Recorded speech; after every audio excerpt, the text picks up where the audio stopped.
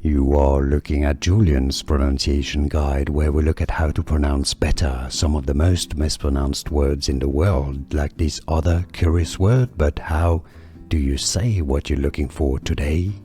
Let's learn how to pronounce these phrases, meaning the flowers in French. So this is the plural of the word fleur, which is French for flower.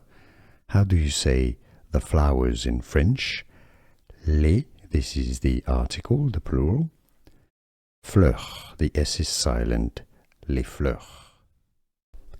Let's learn how to pronounce these phrases, meaning the flowers in French. So this is the plural of the word fleur, which is French for flower.